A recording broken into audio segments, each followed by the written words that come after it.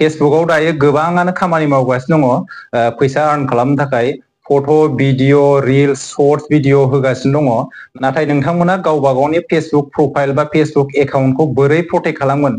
माने फेसबुकनावथ' माखासे गाइडलाइन्सफोर थायो नालाय बैफोर गाइडलाइन्सनि एगेन्स्टआव थाङालासिनो फेसबुकआव बोरै खामानि मावगोन माने फेसबुक गाइडलाइन्सनि बेरेखायै थाङालासिनो बोरै खामानि मावगोन जुदि नोंथांमोना गाइडलाइन्सनि बेरेखायै थाङोबाथ' नोंथांमोननि फेसबुक प्रोफाइला उनावहाय माने प्रब्लेम जानो हागौ बिनिखायनो नोंथांमोना गावबा गावनि फेसबुक प्रोफाइलखौ बोरै प्रटेक्ट खालामगोन नोंसिनि फेसबुक प्रोफाइलखौहाय नोंनाव थानाय लोगो बा नोंजों लोगो गैयै मानसिफ्राबो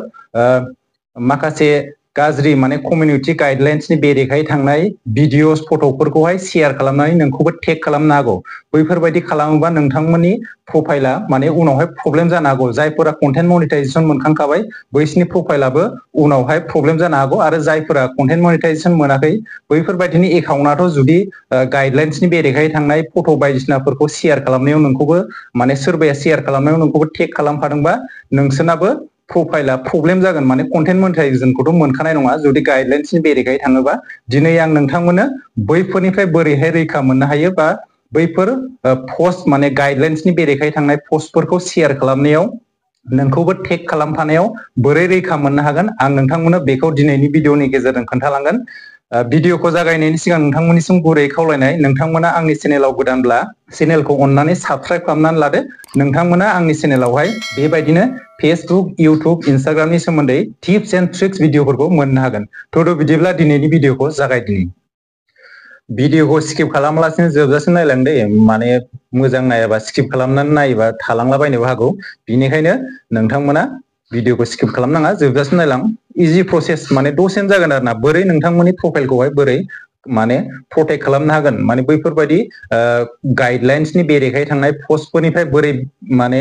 नोंथांमोननि प्रोफाइलखौ बोरै प्रटेक्ट खालामनो हागोन बा रैखा खालामनो हागोन बिनि सोमोन्दै आं नोंथांनो खोन्थालांसै बिनि थाखाय नोंथांमोना फार्स्टआव मा खालामनांगोन गावबा गावनि फेसबुक प्रोफाइलाव हाबफैग्रो फेसबुक प्रोफाइलाव हाबदो बिनिफ्राय थ्रि लाइनाव थुदो थ्रि लाइनाव थुनानै नैबेयाव सेटिं दङना सेटिं आइकनाव बेवहाय थुनानै होदो सेटिं आइकनाव थुनानैहाय ओरै नारखोदो नैबाव दंना प्रोफाइल एन्ड टेगिं बेवहाय थुनानै होदो नैबावहाय गाहायाव अपसन दंना ओरै नारखोनानै हो बेयाव नायदो बेयाव दङ लेट एनिवान टेग इउ बे अपसना अन जानानै दङ जुदि बे अपसनखौ अफ खालामोबा नोंसोरखौ रावबो टेग खालामनो हानाय नङा नैबे आंना अन दङ आंखौ माने बेलेग मानसिफ्राबो टेग खालामनो हागोन बेयाव टेग खालामनो हानायनि उनावबो नैयाव गाहायाव माखासे अपसनफोर दंबावोना नै बिसोर मोननै अपसना मेन जायो आरोना जुदि नैबे फार्स्टआवहाय लेट एनिवान टेग इउ बेखौहाय अन खालामोबा माने बेखौ अन खालामोबा नोंखौहाय बेलेगा पस्ट शेयार खालामनानै टेग खालामनो हागोन जुदि बेखौ अफ खालामोबाथ' टेग खालामनो हाखाला बेवहाय नोंखौ बेलेगा पस्ट शेयार खालामबाबो गाज्रि पस्टफोर माने गाइडलाइन्सनि बेरेखायै थांनाय पस्टफोर शेयार खालामबाबो बेवहाय नोंखौ टेग खालामनो हानाय नङा ओमफ्राय नैबे गाहायाव दं दे बे गाहायाव मोनसे अपसन दङ रिभिउइं बे रिभिउइं अपसनखौ अन खालामोबा माने जुदि नोंखौ सोरबाया टेग खालामोबाबो नोंनावहाय मोननै अपसन फैगोन दे जिखुनु पस्ट होयोबाबो मोजाङानो पस्टआनो जा गाज्रियानो पस्ट जा बेखौ शेयार खालामनानै नोंखौ टेग खालामफायोबा बेवहाय मोनसे अपसन फैगोन नोंसिनि नटिफिकेसनाव फैखागोन बेवहाय माबायदि फैगोन होननानै बुङोबा मोनसे अपसन फैगोन हाइड आरो रिभिउ जुदि हाइड खालामोबा नोंखौ टेग खालामबाबो नोंनि प्रोफाइलावहाय बे जुदि पस्ट शेयार खालामदोंबाबो नोंनाव नुनाय नङा बेखौ हाइड खालामनो हागोन जुदि रिभिउ खालामनो गोसोबा रिभिउ खालामनो हागोन बे पस्टआ मोजां नंगौना नङा बा माबा मोनसे गाइडलाइन्सनि बेरेखायै थांदों नामा रिभिउ खालामनो हागोन आरोना बेयाव मोननै अपसन फैगोन हाइड आरो रिभिउ ओंखायनो नोंथांमोना नैबे अपसनखौ अन खालामनानै ला नैबावबो दङ गाहायावबो मोनसे दंबावो बे अपसना अफ जानानै दङबा नोंथांमोनाबो अन खालामनांगोन review post you are tag in before the post एपियार on इउर profile बेवहाय मा होनदों बे अपसनखौ अन खालामोबा माने बे सिगाङाव दहाय मोनसे अपसनखौ अन खालामदोंना बेबायदिनो आरो नोंसोरो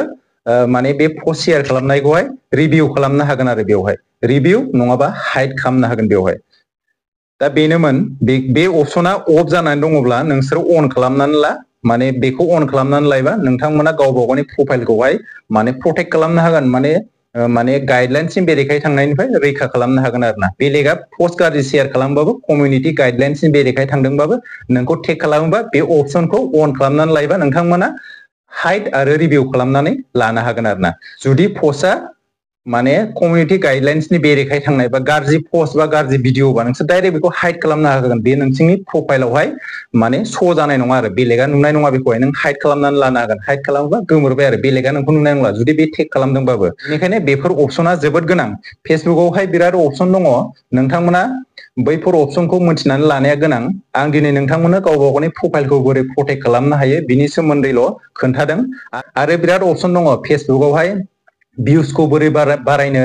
फल'वार्सखौ बोरै बारायनो हायो, बैफोरनि गोबां अपसन दङ। आं बैफोरनि भिडिअखौ नेक्स्ट भिडिअ बा उननि भिडिअआवहाय लाबोगोन। नोंथांमोना आंनि चेनेलाव गोदानब्ला चेनेलखौ अननानै साबस्क्राइब खालामनानै ला। बेबायदिनो आंनियावहाय फेसबुक, इउटुब, इन्स्टाग्रामनि सोमोन्दै टिप्स एन्ड ट्रिक्स भिडिअफोरखौ मोननो हागोन। दिनैनि भिडिअआ एसेनोसै। आसा खालामो नोंथांमोना भिडिअखौ नायनानै इनफरमेटिभ मोनदोंब्ला मोनसे लाइक खालामदो आरो कमेन्ट खालामदो। लोगो मोनफिनगोन गुबुन मोनसे भिडिअआव। दिनैनि थाखाय एसेनोसै। बाय बाय।